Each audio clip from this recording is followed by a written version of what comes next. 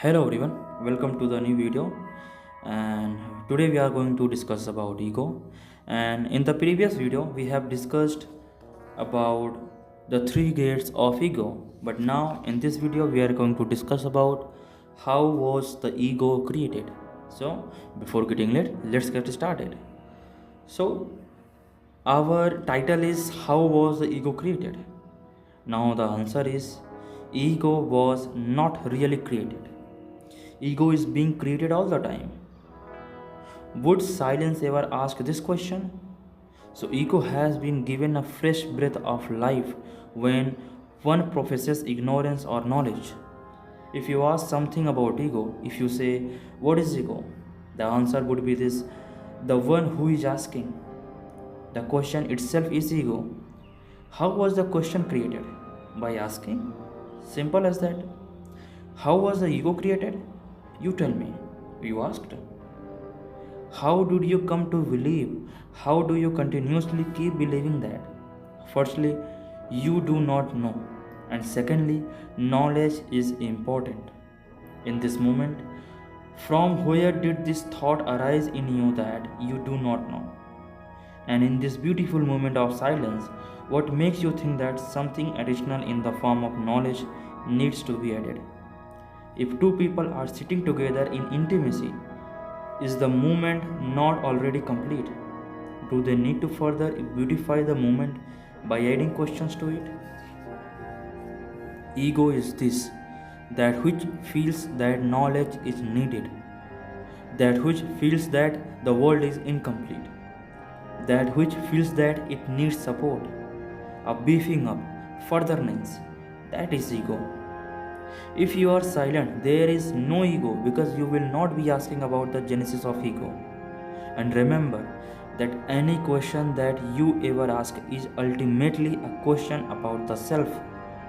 You may ask a question about nuclear technology, but if you go deeper into it, you will discover that it was a question about the self. Ego is that which feels that the self is not yet fully revealed. So, knowledge must be used to further know it, explore it, reveal it. Ego is a belief in ignorance and hence knowledge. If it is not there, it is just not there. Then, even the question from where did it come is just not there. The moment this question springs up in this mind, that is the moment the ego is born. The moment when that question recates, goes off to sleep, is the moment when ego's two is put to sleep. Now the other person asking a question that can you get rid of it or stop it consciously? Do we generate thoughts consciously? And that will. And the answer from the Acharya Prashanta, and that would be, what do you mean by generating thoughts consciously? We are already so identified with consciousness that we are almost entirely the conscious mind. How can you then generate thoughts in the consciousness? For you to be able to do something to the consciousness, you must first be separate from your consciousness. But we are very completely identified with consciousness.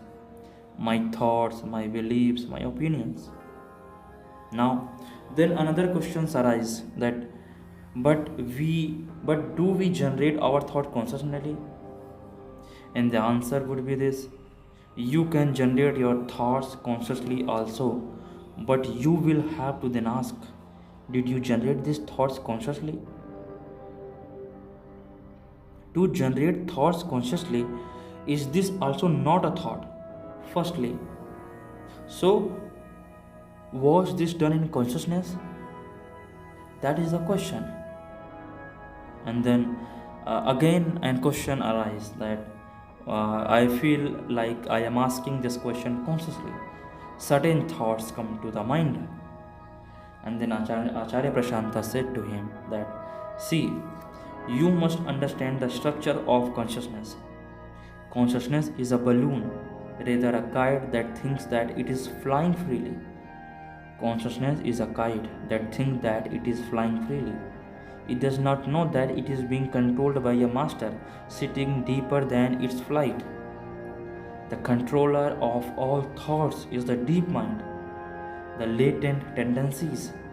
You may think, you may not think. Have you ever decided what decides the thoughts that you have? And why do different people have different thoughts upon being subjected to the same stimulus? It is because their deeper patterns are different. It is because their deeper tendencies have been differently created. Now, even the deeper tendencies are like the man who is flying a kite and who thinks that flying a kite is a matter of his freedom, a matter of his choice. He might have chosen to fly the kite, but did he choose to fly the kite? Please go into this. He says, I could have watched the television or I could have flown the kite. Yes, truly you could have done these two things. But did you choose to choose? So, just as the kite is being observed, being you think that it is flying freely, the man on the ground is also being prosperous when he thinks that he flies the kite. What is it that determines our actions? Our thoughts. What is it that determines the whole movement of activity that we see around? Whenever action happens, from where does it arise? That does not mean that if you answer this question, you will become in charge of the action. That only means that you will discover a point where the action can be known. Then you will not be unnecessarily holding yourself responsible for that which you are anyway not doing. Now, this chapter is end, and now in upcoming video we are going to discuss about the ego like suffering. So keep updated, and now again thanks for watching this video.